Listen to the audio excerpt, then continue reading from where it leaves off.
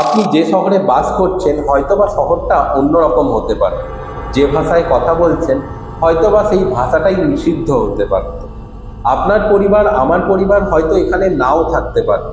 আর এই সব গল্পগুলো হয়তোবা সত্যি হতো যদি একটা যুদ্ধের ফলাফল একটু অন্যরকম হতো। তো চলুন আজকে আমরা এই ভিডিওটাতে একটা কল্পনার জগতের ভেতরে ঢুকে দেখব।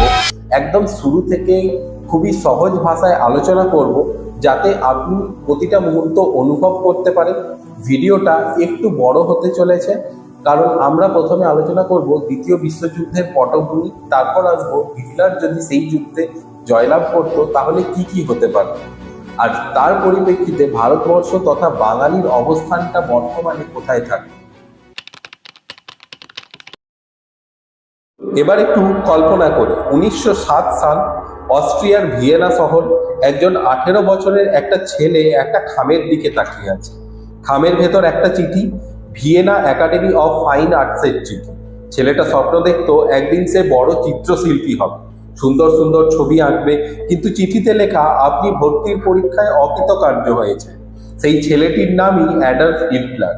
মনে রাখুন, হিটলার কিন্তু কোনো দানব বা অতিমানব ছিল না, সেও একজন সাধারণ মানুষ ছিল। সে একজন শিল্পী হতে চেয়েছিল, কিন্তু তারপর সে ব্যর্থ হয় এবং ব্যর্থতার ক্ষোভ তাকে এক ভয়াবহ পথে নিয়ে যায়।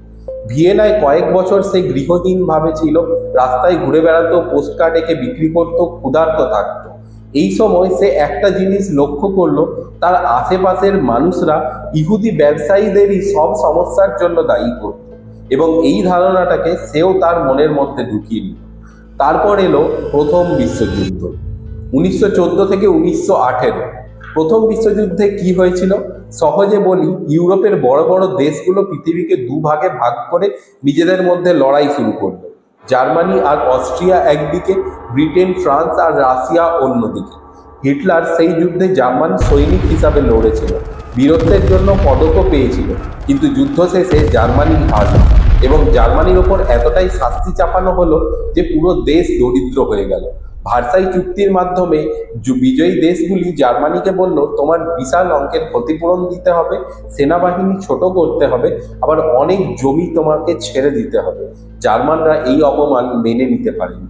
এই অপমানের আগুনে জ্বলছিল পুরো জার্মানি। আর হিটলার এই আগুনের সামনে দাঁড়িয়ে বলল, আমি জানি কে এর জন্য দায়ী। মানুষ শুনলো, কারণ রাগী মানুষ সবসময় একটা সহজ উত্তর খোঁজে, আর হিটলার সেই সহজ উত্তরটাই দিল। ইহুদিরা, কমিউনিস্টরা, দুর্বলরা, এরাই জার্মানিকে ধ্বংস করছে। এবং ধীরে ধীরে বক্তৃতার পর বক্তৃতায় হিটলার রাজনৈতিক নেতা থেকে পুরো জার্মানির সর্বা হয়ে উঠল। 1933 সালে সে হলো চ্যান্সেলর, মানে প্রধানমন্ত্রী, এবং তারপর নিজের হাতেই নিয়ে নিল সম্পূর্ণ ক্ষমতা। এখন পুরো জার্মানি একজনের হাতে।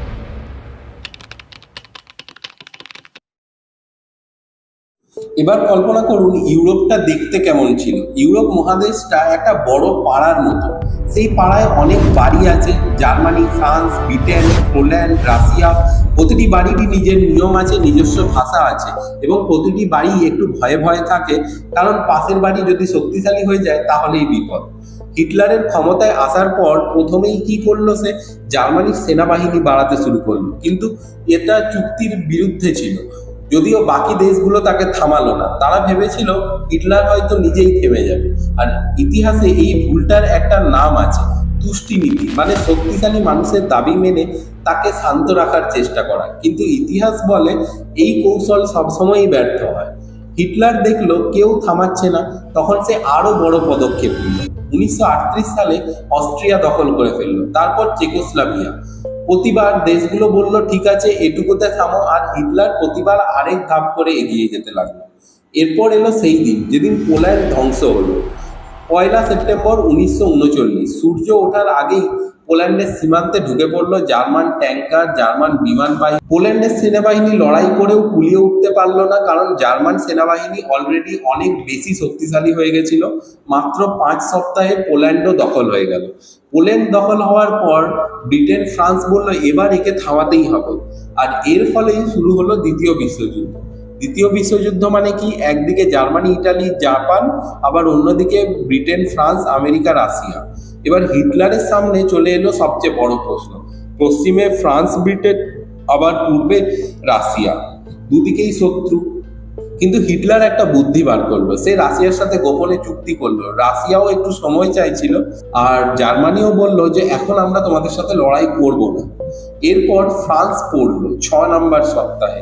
1940 সালের মে মাসে জার্মানি এমন একটা পথ দিয়ে ঢুকে পড়লো যেখান দিয়ে তারা আসবে এমনটা কেউ ভাবেইনি। আর্ডেন্সের বন, ফ্রান্স বেলজিয়ামের সীমান্তে একটা বন ছিল। ফ্রান্স ভেবেছিল এদিক দিয়ে কোনো ট্যাঙ্ক আসতে পারবে না, কিন্তু জার্মানি ইঞ্জিনিয়াররা রাস্তা বানিয়ে ট্যাঙ্ক ঢুকিয়ে দিল।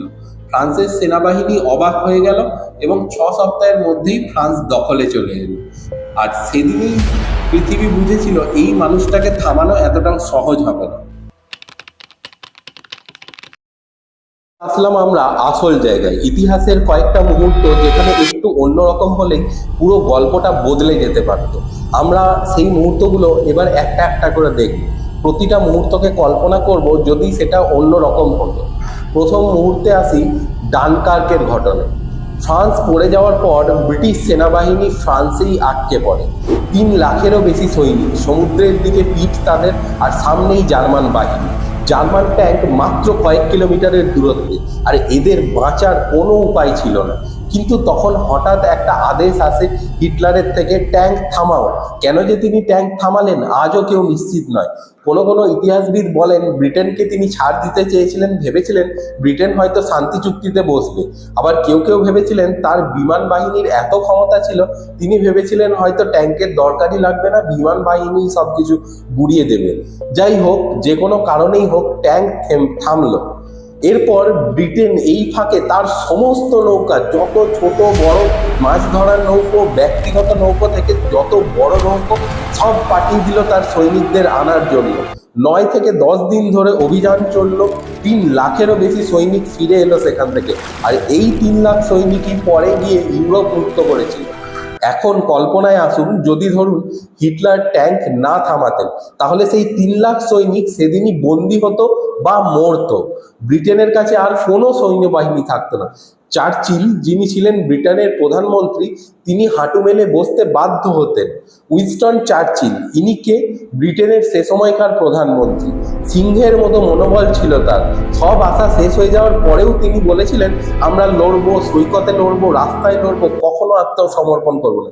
কিন্তু তার সৈন্যবাহিনীই যদি না থাকতো তাহলে তিনি লড়তেন কিভাবে? যাই হোক, এরপর আসি পরবর্তী মুহূর্তে। 1941 সালের জুন মাস। আগেই বলেছিলাম হিটলারের সাথে রাশিয়ার একটা চুক্তি হয়েছিল। এবার হিটলার সেই চুক্তিটা ভেঙে রাশিয়া আক্রমণ করলো। 3 দিক থেকে একসাথে আক্রমণ করলো।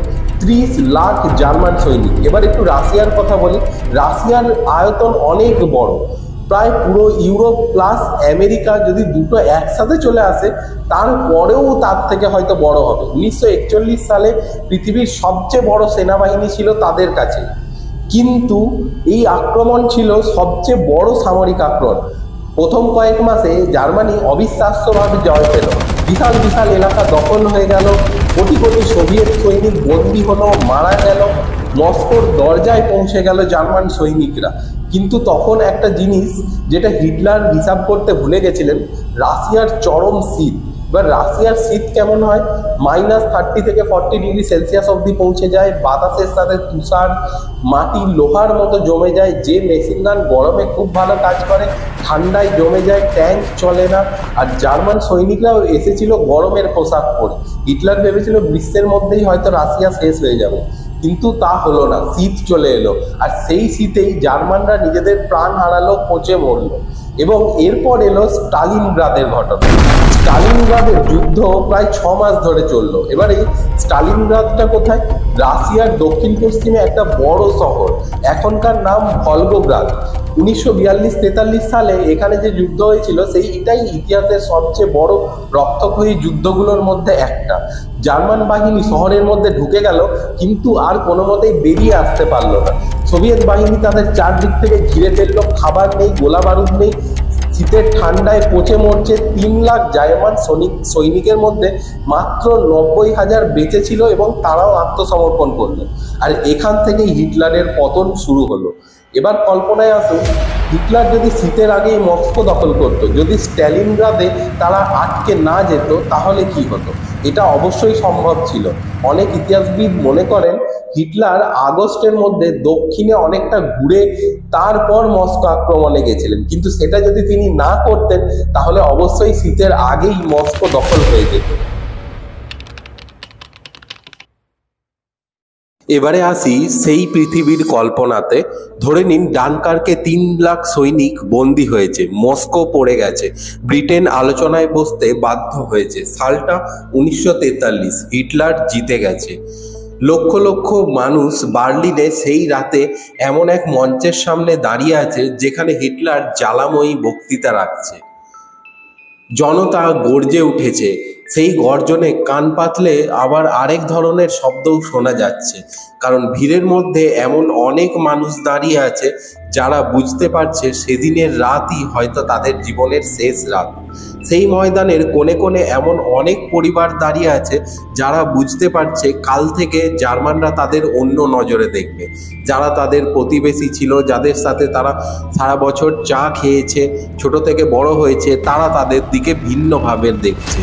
হিটলারের সেই সাম্রাজ্যের নাম হতো মহা জার্মান সাম্রাজ্য। এই জার্মান সাম্রাজ্যে 3 ধরনের মানুষ থাকতো। প্রথম শ্রেণী আর্য জার্মান, যারা সাম্রাজ্যের মালিক, অর্থাৎ এরা সমস্ত সুবিধা পাবে, সেরা চাকরি, সেরা স্কুল, সেরা বাড়ি।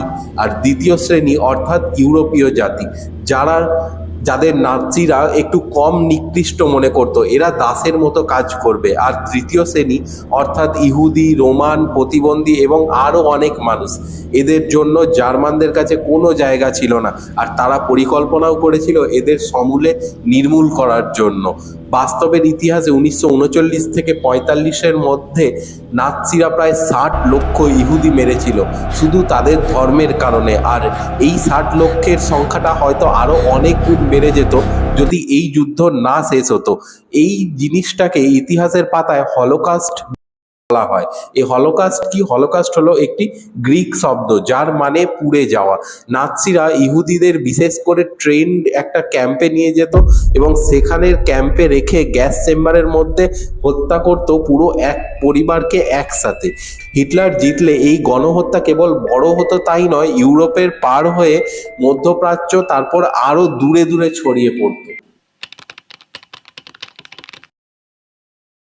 তখন দেখলাম ইউরোপের গল্প। এবার হয়তো আপনি ভাবছেন যে ওটা তো ওদের গল্প, তাহলে আমাদের কি? চলুন সেটা দেখি। এবার একটু জাপানের কথা বলতে হবে। জাপান আর জার্মানি এই দুটোই একই দলে ছিল, অর্থাৎ অ্যাক্সিস পাওয়ার্স। তারা গোপনে পৃথিবীকে দুটো ভাগে ভাগ করে নিয়েছিল। পশ্চিম দিক মানে ইউরোপ, আফ্রিকা, আমেরিকা জার্মানি নেবে, আর পূর্ব দিক অর্থাৎ এশিয়া, প্রশান্ত মহাসাগর জাপানের দিকে থাকবে। আর ভারতীয় উপমহাদেশ এই দুটির মাঝখানে পড়ে গেছিল, অর্থাৎ আমাদের সাম্রাজ্য ছিল এই দুটির ক্ষেত্রেই পুরস্কার স্বরূপ। এবার সুভাষচন্দ্র বোস এই সময় জার্মানিতে হিটলারের কাছে গিয়েছিলেন সাহায্য চাইতে। তিনি বলেছিলেন সাহায্য করুন আমাকে ভারত স্বাধীন করার জন্য। আর হিটলার তাতে রাজি হয়েছিলেন, কিন্তু একটা শর্ত দিয়েছিলেন। শর্তটা কি? ভারত স্বাধীন হবে ঠিকই, কিন্তু জার্মান উপদেষ্টা থাকবে। জার্মান উপদেষ্টা বলতে কি? আমরা ফ্রান্সের ক্ষেত্রে দেখেছিলাম ফ্রান্স স্বাধীন ছিল, নিজের সরকার ছিল, কিন্তু জার্মান উপদেষ্টার কথায় চলতো। ইহুদিদের ফ্রান্সের লোকেরা নিজে হাতে ধরে দিয়েছিল। ভারতের ক্ষেত্রেও হয়তো তাই হতো। আর জাপান দখল করলে তখন কি হতো? জাপান বার্মা দখল করার পর কি করেছিল জানেন? চীনের নানকিন শহরে জাপানি সৈন্য 6 সপ্তাহে 3 লাখ মানুষ মেরে ফেলেছিল। বাংলার ক্ষেত্রেও হয়তো তার অন্যথা হতো না। আর বাংলার সেই সময়কার পরিণতির ব্যাপারে যদি আমরা জানতে চাই, 1943 সাল চলছে। সেই সময়টায় বাংলায় মহা দুর্ভিক্ষ হয়। ব্রিটিশ শাসনে 30 লক্ষ মানুষ মারা যায়। সেই দুর্ভিক্ষের প্রধান কারণ ছিল জাপানের হাতে যাতে খাবার না পড়ে যায়, তাই ব্রিটিশরা চালের নৌকো একটার পর একটা পুড়িয়ে দিয়েছিল। অবশ্য এই সময় যদি জাপানি শাসন হতো তাহলেও সেই চালের ভাগ আমাদের দেশের মানুষ পেত না। এইসব জাপানি এবং জার্মানের মানুষরা হিন্দু, মুসলিম, বৌদ্ধ এই সবাইকে নিম্ন শ্রেণীর মানুষ বলে গণ্য করত। আমাদের ভাষা, সংস্কৃতি, ধর্ম নাৎসিদের মতে এইগুলোর পৃথিবীতে কোনো মূল্যই হয় না। অর্থাৎ হয় আমরা দাস হতাম, আর নয়তো বাকিটা বলার আপাতত দরকার নেই।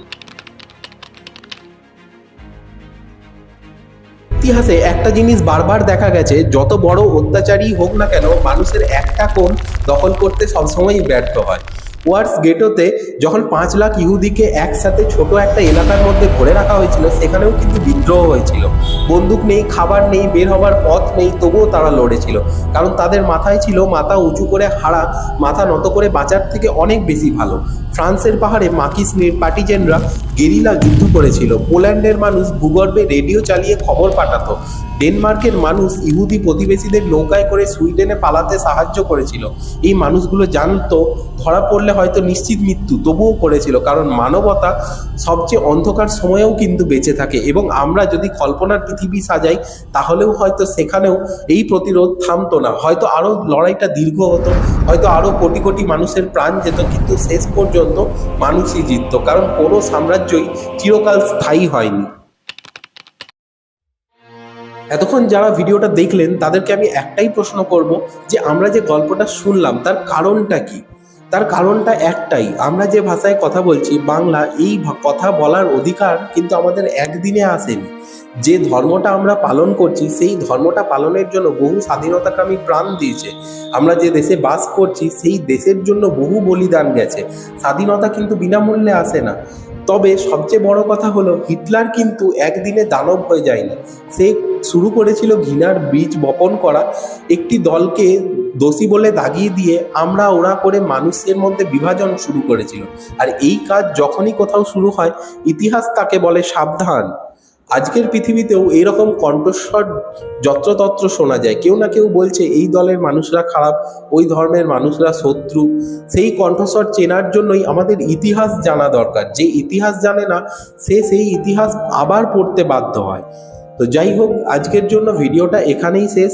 যদি আপনাদের এই গল্পটা মনের মধ্যে একটুও দাগ কেটে থাকে, লাইক, কমেন্ট আর শেয়ার করে দিন। আর পরের ভিডিওতে আমরা দেখব যদি জাপান পারমাণবিক বোমা আমেরিকার আগেই বানিয়ে ফেলতো তাহলে এশিয়ার অবস্থা কেমন হতো।